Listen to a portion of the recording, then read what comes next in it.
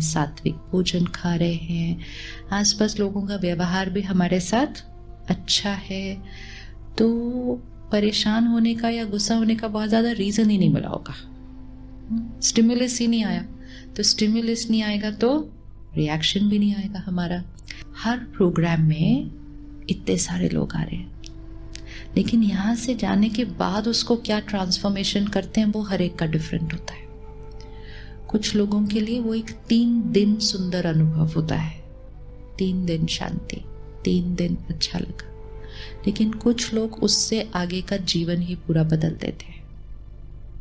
और फिर जो अपना जीवन बदलते हैं वो सिर्फ अपना नहीं बदलते, तो वो ऑटोमेटिकली रिपल इफेक्ट हो जाता है उसका, कि हम अपना जब चेंज करेंगे तो चेंज।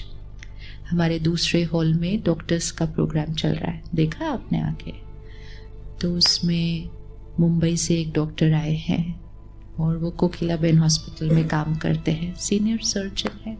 तो उन्होंने कल स्टेज पर आकर अपना अनुभव सुनाया।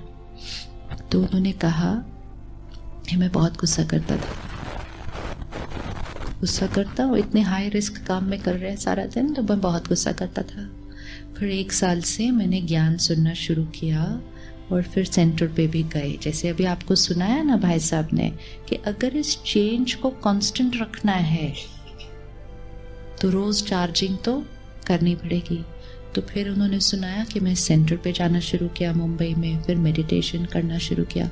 तो ज्ञान को जब अपनी लाइफ में यूज़ करना शुरू किया तो उन्होंने कहा कि अब मेरे जीवन से, मेरे हॉस्पिटल से गुस्से का ट्रेस भी फिनिश हो गया। तो उन्होंने कहा कि पिछले 6-8 महीने में मैंने देखा कि मेरे यहाँ जो सर्जरी और चीज़ों के टाइम जो कॉम्प्लिकेशंस हो जाती थी वो नहीं हो रही। तो कहते मुझे बहुत टाइम लगा ये कनेक्ट करने में कि इसका मेरे चेंज से कोई कनेक्शन है।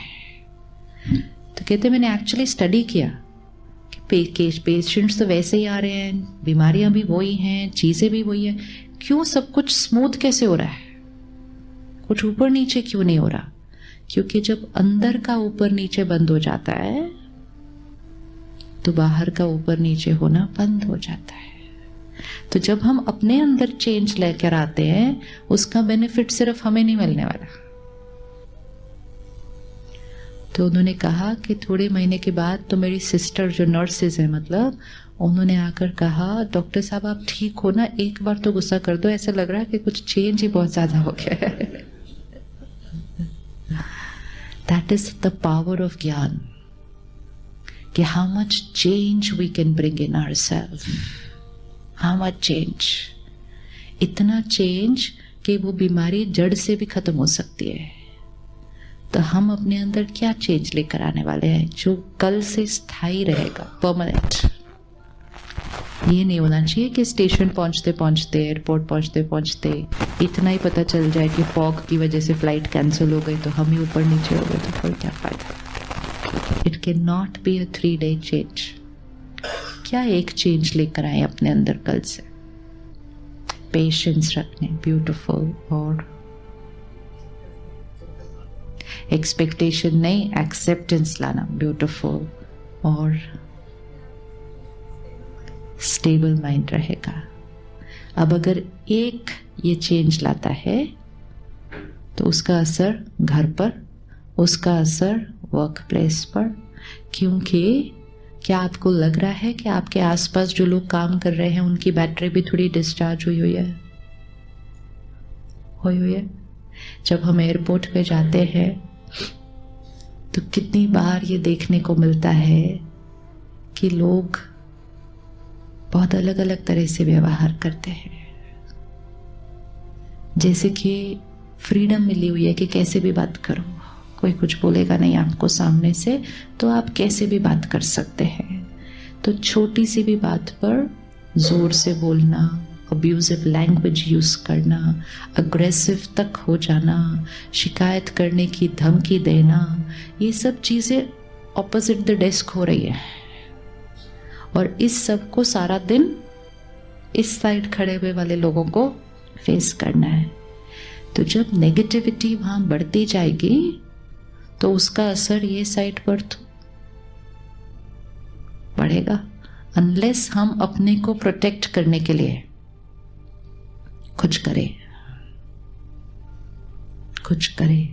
अगर हम नहीं प्रोटेक्ट कर रहे, क्योंकि हम कस्टमर इंडस्ट्री में अगर कोई है तो उसको सिखाया जाएगा कि सामने से कोई कैसे भी बात करे, आपको ठीक से बात करनी है, आपको चुप रहना है, आपको स्माइल करना है, आपको पोलाइटली बात करनी है। तो वो उनकी ट्रेनिंग हो गई बाहर, तो वो कर लेते हैं।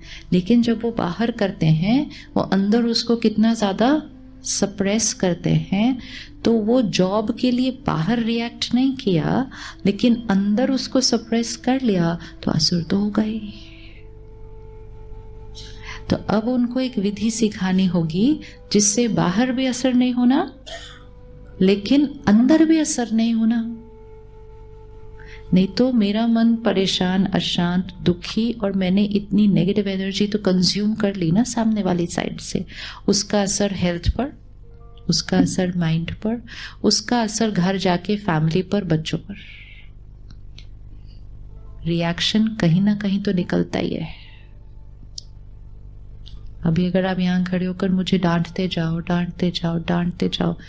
लेकिन मैंने चुप रहना है, लेकिन अंदर ही अंदर मैंने कैसा सोच रहा है। और जब वो मैंने सोचा कि इन्होंने मेरे साथ ऐसा किया, सबके सामने ऐसा किया, इतने पैसेंजर्स के सामने मुझे डांटा, मेरे स्टाफ के सामने मुझे डांटा, मेरी इंसल्ट की, ये थॉट्स तो चल रही है ना ऊपर से, तो अंदर ये थॉट्स चल रही है। और ये सब थॉट्स क्रिएट करके पूरा दिन बिता के शाम को घर गए तो एनर्जी इम्प्योर हो गई। एंड मोस्ट इम्पोर्टेंट, फिर वो सिर्फ वाइब्रेशन में न रह के मेरे घर पे जाके मेरे शब्दों और व्यवहार में आई जाना है। फिर वो घर पे वो बच्चे ने इधर से इधर सामान नहीं अगर ठीक से रखा ना, तो जितनी वहां उसने सुनाया था ना, it is going to come out there. But we do not connect all these things. हमें कनेक्शन जोड़ना पड़ता है इन चीज़ों का, कि हम क्यों इरिटेबल हो रहे हैं, क्यों हम अपने परिवार में जाके डांट रहे हैं, क्यों हमारा मन उदास है। क्योंकि जब हम ये सारे सीन को फेस कर रहे हैं तो हमारे पास अंदर एक मेथड नहीं है जिससे हम अपने आप को बचा सके हैं। तो इसलिए हर वर्ग के लिए अपने अपने चैलेंजेस को क्रॉस करने के लिए ये मेडिटेशन की विधि ज़रूर यूज़ करनी है। लास्ट वीक मैं जयपुर एयरपोर्ट पे थी। वहाँ एक पर्टिकुलर एयरलाइन की असिस्टेंट मैनेजर है, वो टीवी पे प्रोग्राम देख रही है, वो 2-3 सालों से देख रही है, तो उसको अच्छे से यूज़ करती जाती है। तो उसने मुझे अपना अनुभव सुनाया, कहती आज सुबह क्या हुआ, कोई आया और उसने इतना सुनाया जो नॉर्मल सुनाने की रेंज से भी बाहर वाली रेंज थी थोड़ी सी। तो कहती है वो मैंने एक प्रोग्राम में आपके देखा था कि एक वाइट सर्कल अपने अराउंड कर लो, परमात्मा को याद करो, अपना सर्कल बना लो, और अगर आपने सर्कल बना लिया तो आपके अंदर दूसरे की एनर्जी एंटर नहीं कर सकेगी। कहते मैंने कर लिया उस टाइम। तो क्या किया, सिर्फ हम what does it take, one thought only. तो कहते मैंने किया कि परमात्मा की वाइब्रेशन मेरे पास है, मेरे अराउंड एक वाइट कवच है, और ये जो कह रहे हैं ये इमोशनली बीमार है। इमोशनली बीमार व्यक्ति तो ऐसे बात करता है ना, उस तरह से, और इनकी वाइब्रेशन मेरे सर्कल में एंटर नहीं हो सकती। सोच बदल गई। पहले सोच क्या क्रिएट करते, ये मेरी इंसल्ट कर रहे हैं, ये मेरी डिसरिस्पेक्ट कर रहे हैं, सबके सामने मुझे अब्यूज कर रहे हैं, मेरी दोनों सोच है सिर्फ। सामने वाले का व्यवहार सेम है, लेकिन मेरी सोच दोनों केस में डिफरेंट है। इस केस में मैं असर हो जाएगा, दूसरे केस में मेरे ऊपर कोई असर होने वाला नहीं है।